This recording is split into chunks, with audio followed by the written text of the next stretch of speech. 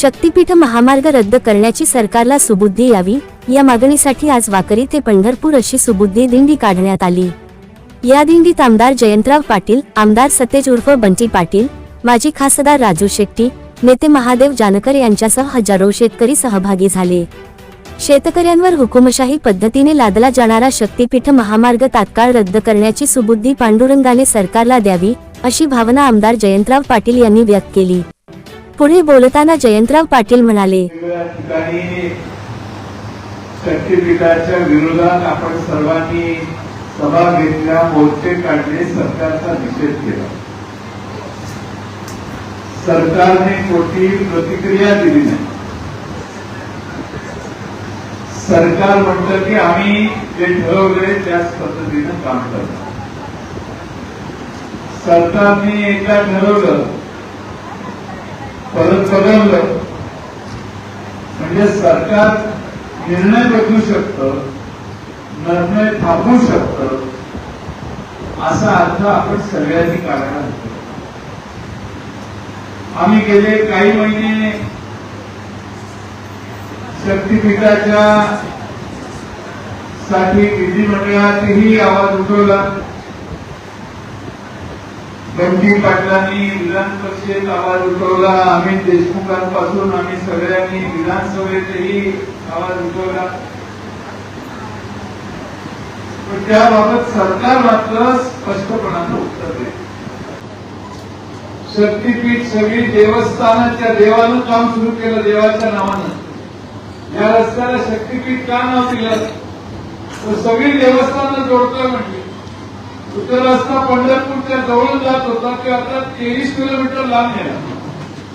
म्हणजे सगळ्यात मोठं शक्तीपीठ त्याच्यापासून तुमचा रस्ता लांब। आणि म्हणून राजू शेट्टी म्हटले ते योग्य आहे की खनिजाची माल वाहतूक गोव्यापर्यंत करण्याचा प्रयत्न ही सगळी मंडळी करायला लागले, सरकारला करायचा। आणि विकासाच्या आयोजन लोक नाही, आम्ही आमच्या आयुष्यात कायम विकासाचाच आग्रह धरलेला आहे। म्हणून आपल्या सर्वांना या सरकारच्या निर्णयाला विरोध करत असताना ज्यांच्या जमिनी जात नाहीत त्याच्याबरोबर ती गावं देखील आज या सरकारवर असंतुष्ट आहेत।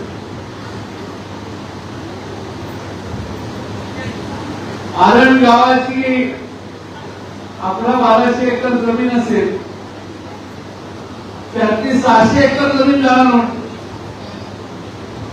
आमच्याकडे कामेरी गाव आहे, 286 एकर जमीन जाणार। आरण गावाची परंपरा बघितली तर महाराष्ट्रातल्या सगळ्या जनतेला आरण गावाची विभागणी करणं आणि आरण गावाची जमीन हिसकावून घेणं याला महाराष्ट्र विरोध करेल याचंही भान सरकार ठेवायला तयार नाही। मला असं वाटतंय महादेव जानकर साहेब, लोकांना काय करायचं ते करू दे, आपण कसं निवडून यायचं ते आम्हाला माहिती आहे असा ओव्हर कॉन्फिडन्स आलेला आहे। हा ओव्हर कॉन्फिडन्स वेगळ्या कारणाने येतो। आज ते सोनम ते वामचूक त्यांचं 20 दिवसाचं उपोषण त्यांना उचलून नेलं। तिथपर्यंत ठीक आहे, आता ते 20 दिवस झाले, बरेच दिवस झाले, वयस्कर आहे। पण त्या अभिजितचं जे आंदोलन चालू होतं ते तर चालू ठेवायचं ना, पण त्यांनाही कशा घोटाळ्याला लावणे हे हुकुमशहाचं लक्षण आहे। लोकांना काय करायचं ते करा।